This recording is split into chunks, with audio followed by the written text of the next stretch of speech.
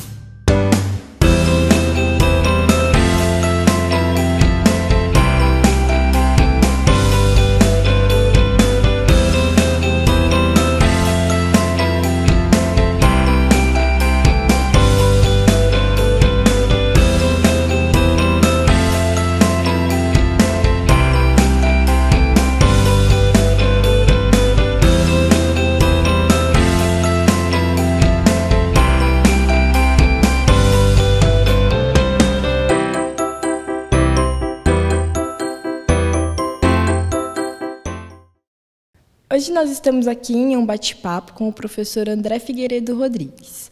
Oi, professor André. O senhor pode nos contar um pouquinho da sua trajetória acadêmica aqui na Unesp? Olá. Bem, eu sou o André. Aqui na casa, em Assis, eu sou professor de História da América Portuguesa, para o primeiro e para o segundo semestre, para os alunos ingressantes do primeiro ano. Bem, eu estou na Unesp desde setembro de 2002, então eu estou aí começando um ciclo de trabalho, de orientações, do desenvolvimento do núcleo de estudos coloniais. E, a partir daí, vamos dialogar um pouquinho, vamos bater um papinho, sobre colônia. Como surgiu o seu interesse pela Inconfidência Mineira? Bem, a Inconfidência Mineira, eu digo que eu fui picado pela mosquinha quando fui a Minas Gerais pela primeira vez. Isso lá nos idos da época que eu era aluno ainda do colegial. Fui conhecer Ouro Preto, Mariana, me encantei por aquilo. E ao ouvir as pessoas comentarem sobre a Inconfidência Mineira, sobre as mulheres, sobre ver aquele patrimônio lindo e maravilhoso que Minas nos proporciona, eu resolvi que eu queria estudar aquilo. Então, foi a partir desse interesse de visualizar aquele patrimônio e ouvir as pessoas que eu resolvi me dedicar à história de Minas Gerais. Dentro da temática de história de Minas Gerais, eu vim a estudar a Inconfidência. E, a partir daí, eu venho há mais de 12 anos já me dedicando à temática sobre o Tiradentes, sobre os poetas da Inconfidência, sobre o clero e seu envolvimento no movimento, e, mais recentemente, sobre os grandes proprietários de terras, e agora, numa pesquisa que eu estou preparando para sair brevemente, sobre o Joaquim Silvério dos Reis, o famoso traidor do Tiradentes. Você poderia explicar um pouco como nasceu esse movimento que nós estudamos tanto na escola, no ensino fundamental, mas ainda é tão mal compreendido pela sociedade? Bem, aí é uma questão muito complexa sobre a origem do movimento. Nós não temos exatidão quando que o movimento surgiu. Existem informações pelos depoimentos que foram passados pelos inconfidentes quando eles estiveram presos. Há informações que nós já tivemos nos depoimentos que algumas falas, alguns falatórios revolucionários ocorreram em 1781, mas o que é importante de tudo isso, que a Inconfidência foi um movimento que surgiu da contestação à ordem vigente.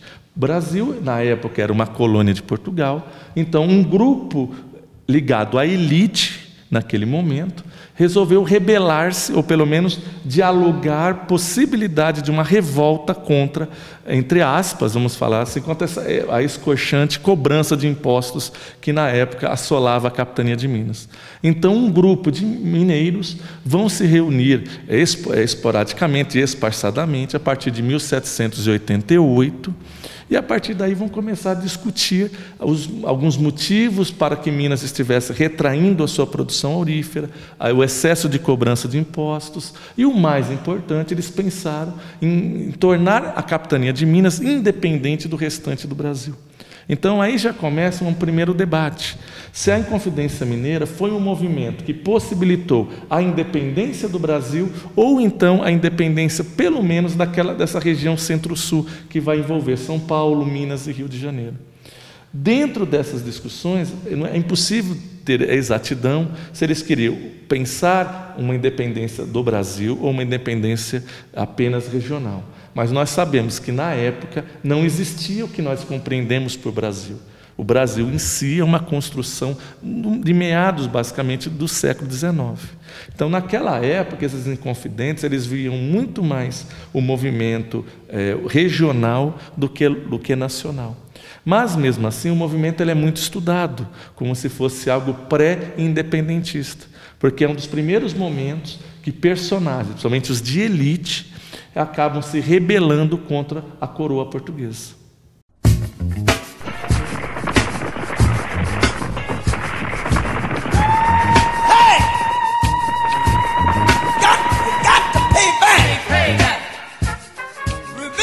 O que há de novo sobre Tiradentes? Ele chegou a se casar, ele ia ter filhos, uma vida normal? Porque nós enxergamos ele como um revolucionário, né? Apenas. Bem, sobre o Tiradentes, as histórias são muito complexas também. Mesmo Tiradentes ser um dos personagens da história do Brasil mais conhecido, mais estudado, que mais se tem livros impressos sobre ele, dentre esses revolucionários, ou mesmo como personagem histórico, Tiradentes tem uma quantidade enorme de pinturas sobre ele. Ele já foi tema de samba enredo no Carnaval do Rio de Janeiro, já tivemos novela, já tivemos alguns filmes que tentaram reconstruir a trajetória de vida do Tiradentes, né? Tivemos, por exemplo, o Tiradentes, que já foi vivenciado no cinema pelo José Wilker, né, e tantos outros aí. Mesmo assim, ele ainda é um personagem totalmente enigmático. Nós sabemos que Tiradentes nasceu na cidade de São João del Rei, na época, e há uma briga muito intensa se é São João ou é Tiradentes, né, por causa do limite geográfico do que era a Fazenda Pombal, em 1748. Então, Tiradentes vai tornar-se órfão de mãe e de pai muito cedo. Ele vai ser criado pelo um tio, um padrinho, né, que era dentista. Então, Tiradentes vai tomar o gosto da prática da odontologia graças ao convívio familiar na casa que ele foi criado. Nesta casa que ele foi criado, residia também, por exemplo, um primo dele que era botânico, um outro que era mineralogista, um outro que era latinista. Então, Tiradentes ele viveu num círculo, na verdade, intelectual muito intenso. O primo dele, por exemplo, é um dos maiores latinistas do Brasil. O maior botânico do Brasil, Frei Veloso, era primo do Tiradentes. Então, Tiradentes ele nasceu dentro de um círculo cultural muito forte. Então, ele não é um homem qualquer. E ele também não é um homem pobre, porque quando a mãe falece, ele recebe quase um conto de réis, que é muito dinheiro para a época, né, como herança. E aí, é lógico que na vida dele, ele acabou se embrenhando pelos matos, ele abria caminhos, ele era um militar mesmo, que supervisionava a cobrança de impostos pelas fronteiras que chegavam a Minas e saíam de Minas. Então, Tiradentes tem essa história que todo mundo conhece. Agora, o que as pesquisas novas vêm mostrando são um outro lado da trajetória do Tiradentes, porque quando ele é preso, em 1789, ele vai ser preso no Rio de Janeiro, no dia 10 de março de 89, no sótão da casa do Domingos, que era um paulista que estava não envolvido na Inconfidência, mas ele acobertou o Tiradentes no Rio de Janeiro, que estava fugindo já de ser preso pelo vice-rei, Conde de Resende. E o Tiradentes, ele já era um homem de posses, literalmente rico. E aí a história começa a mudar da trajetória dele. E eu até venho estudando um pouco essa trajetória e mostrando isso. Como um homem de posses, quando ele é preso, todos os bens que pertencem ao Tiradentes, eles acabam, por uma estratégia jurídica, indo parar nas mãos de outras pessoas, de terceiros. Então, Tiradentes também passa a história como um pobre coitado, porque todo esse patrimônio que pertenceu a ele vai parar na mão de outras pessoas. Então, outras pessoas levam os bens afirmando que eram deles e que o Tiradentes não passava de um funcionário, um quebra-galho para manter esses bens. E a documentação mostra bem isso. Então, o que é de novo do Tiradentes? Por exemplo, que ele era um homem de grandes posses. Ele tinha uma propriedade, por exemplo, no sul de Minas Gerais, na região próxima a Juiz de Fora, de 50 quilômetros quadrados. Nós sempre imaginamos o Tiradentes como o pobre da Revolução, né? Porque só ele foi enforcado e esquartejado. E, na verdade, não é essa a ideia. A ideia que se passou é essa. É um pobretão e foi condenado por ser pobre. Entre todos os outros que eram ricos, ele foi o único condenado por ser pobre. Mas isso não é verdade. Tiradentes foi condenado porque ele assumiu o crime. No quarto depoimento, ele realmente assume que ele era inconfidente. E o Código Filipino, que é a legislação judiciária da época, ela é categórica. Você assumiu o crime, automaticamente está sendo lhe imputada a condenação. Então, Tiradentes, ele vai se tornar um herói entre todos os outros inconfidentes, porque ele assume o crime, que é uma coisa muito importante, e ele vai ser penalizado por isso, enquanto todos os demais simplesmente negaram que participaram da inconfidência, ficaram um jogando a culpa no outro. Tiradentes bateu no peito e falou: eu sou inconfidente e eu que sou responsável por isso. Mas o que vem acontecendo, vamos na pergunta sua anterior, então um lado do inconfidente é esse, que é o recente, que todo mundo... Mas existem outros assuntos, por exemplo, sobre a vida privada dele, que também vem se tornando assim alvo de novos estudos. Por exemplo, Tiradentes, ele era uma pessoa que se relacionou com uma pessoa muito jovem, ele já é um homem de mais de 30 anos, encontrou uma menina de 14 para 15 anos, onde fez promessas de casamento, engravidou essa menina, que é a mãe da sua filha Joaquina. Então, por exemplo, a gente sabe um pouco dessa trajetória até o momento que ele foi preso. Depois a história dessa mulher desaparece no tempo como da sua filha. Mas, no fundo, nós sabemos um pouquinho desse relacionamento, que ele era envolvido com contrabando, ele era um homem que emprestava dinheiro a juros. Ele foi um dos primeiros homens a propor o encanamento e a canalização de córregos e rios no Rio de Janeiro. Ele era um homem que se envolvia com a medicina alternativa. Ele era o que seria um homeopata. Então, são dados novos da vida dele que merecem ser estudados. Assim como, e aí a inovação, acredito eu, dos novos estudos que vão sair e estão sendo preparados sobre a Inconfidência Mineira, é ir além desta visão pequena apenas do Tiradentes nesse círculo sedicioso. É pensar o Tiradentes na sociedade mineira do século XVIII. Então, é ele envolvido com comércio, é ele envolvido com a prática militar, são os seus parentes, são os seus primos, é fazer um entorno da sociedade que ele participa. O Tiradentes, além da Inconfidência Mineira, no caso. Com certeza, além desse movimento da Inconfidência. É um Tiradentes mortal como qualquer outro. E os outros inconfidentes, quem foram? Participaram mulheres, pobres? Bem, a Inconfidência Mineira, ela foi um movimento que teve mais de 100 envolvidos. Mas, no final, apenas 24 pessoas vão ser condenadas pelo crime de rebelar-se contra a coroa portuguesa. Ou melhor, contra o jugo de Portugal em Minas Gerais.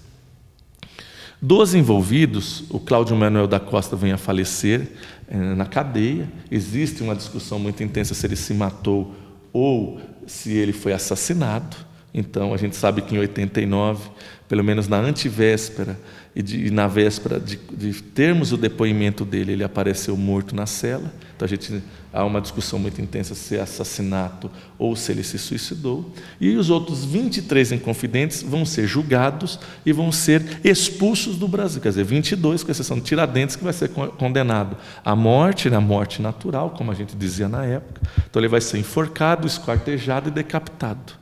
E suas partes vão ser pregadas numa série de pontos estratégicos do caminho que liga o Rio de Janeiro a Minas, justamente para ficar assim: não faça o que ele fez, senão você vai ser o responsável. Fora isso, os outros inconfidentes, no total de 22, eles vão ser presos como os demais outros inconfidentes, vão passar por uma série de inquirições judiciais, que são as devassas. E, no final, vários deles são condenados à morte, mas as suas penas vão ser comutadas para degredo, vão ser trocadas para a expulsão do Brasil. Então, eles vão parar na África, e lá na África eles reconstroem as suas vidas. Alguns, por exemplo, como Alvarenga Peixoto, o famoso poeta, né, Ele, ao chegar na África, logo em seguida, 2, 3 meses depois, ele morre de malária. Agora, o Tomás Antônio Gonzaga, um outro poeta e famoso autor do Marília de Dirceu, por exemplo, ele, ao chegar na África, ele consegue reconstruir toda a sua vida econômica lá.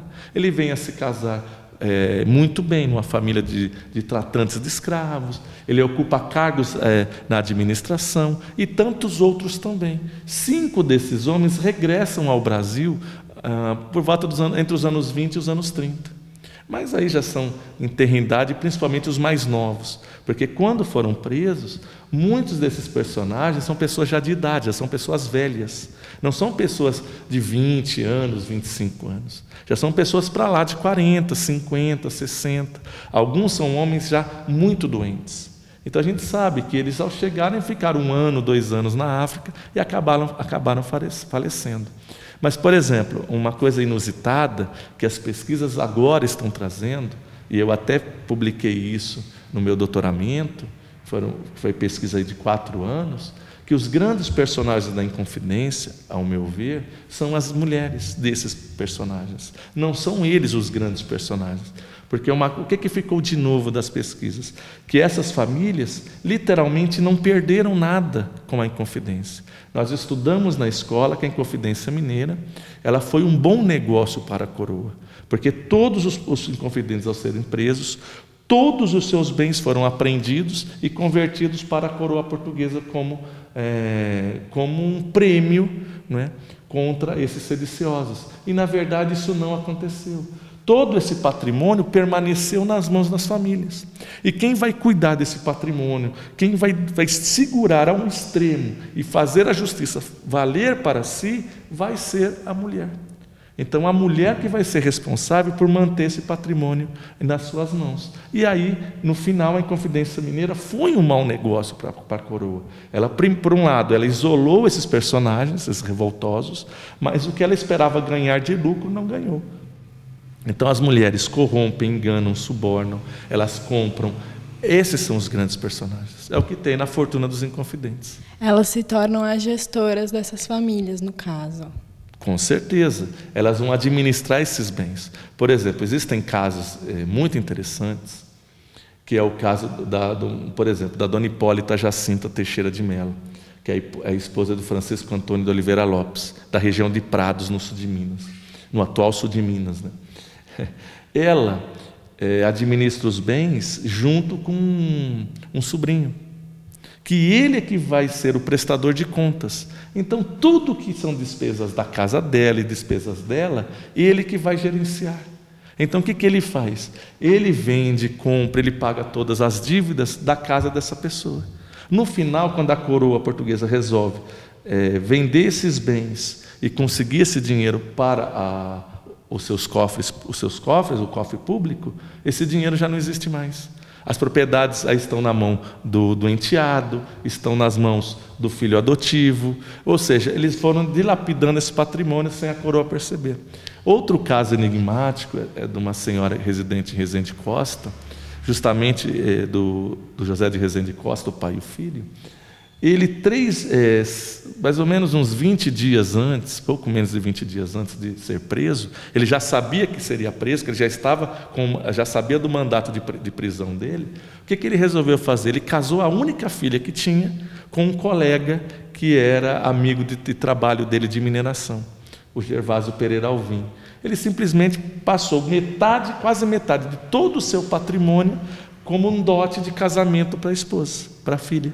E aí a filha, quando vai ao casamento, permanece com todos esses bens.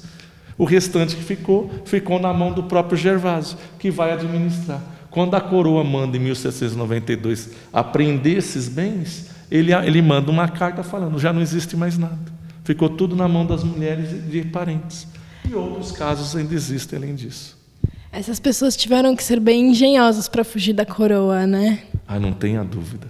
Como eles conseguiram tirar os bens? Eles conseguiram, assim, de tal forma enganar a coroa portuguesa, que o primeiro ato do Dom João VI, quando toma ciência da Inconfidência, já em 1816, e aí começa em 16 essa briga, né, que fala, olha, se livra de tudo isso, Não quero mais saber de nada, devolve para as famílias. Dom João VI manda fazer isso, porque ele fala, nós estamos pagando para manter alguma coisa que não existe, não se ganhou nada. O que ficou, e ainda está numa briga jurídica, manda devolver para a família, dá para quem quiser, eu não quero mais. Ele manda devolver o patrimônio da Inconfidência. Ele perde a paciência, né? Não tenha dúvida, a corrupção, os casos de desvio são muito intensos. Né? E aí os estudos novos vão mostrando justamente isso, essa prática de corrupção dentro da Inconfidência, que até hoje era desconhecida.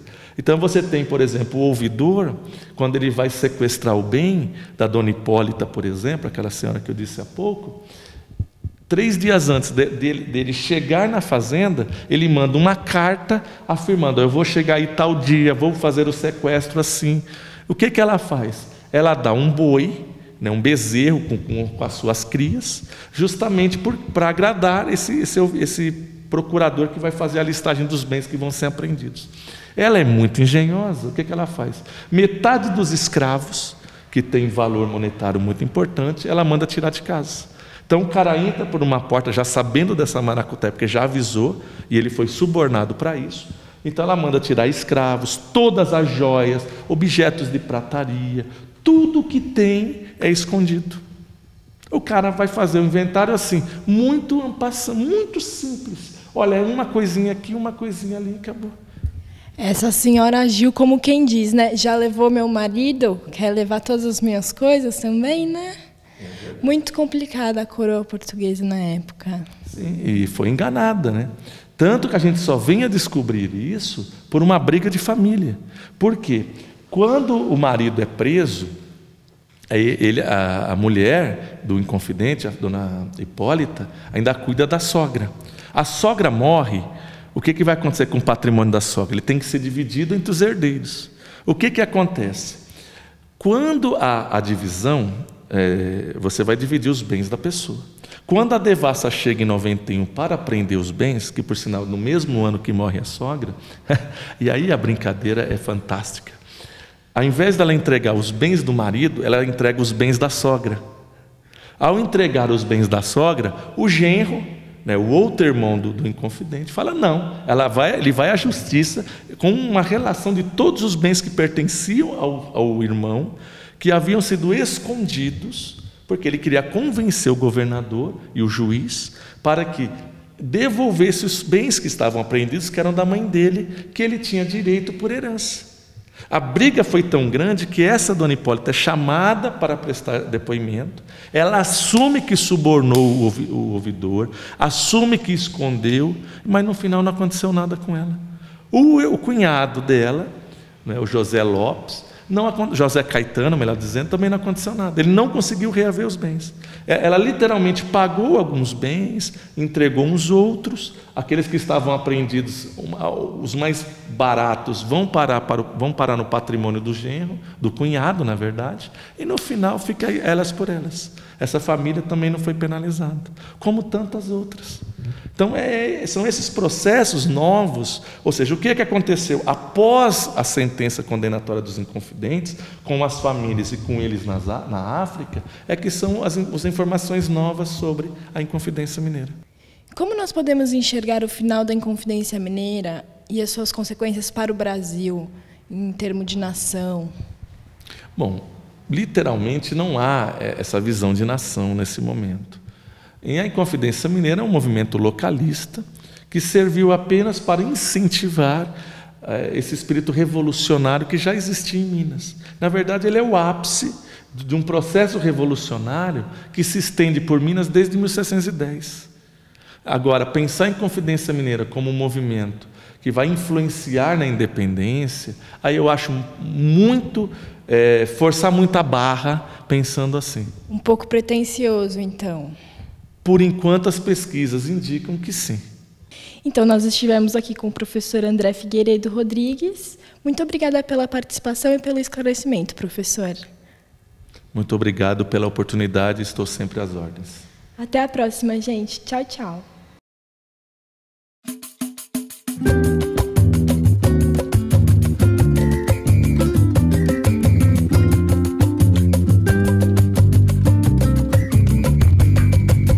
Joaquim José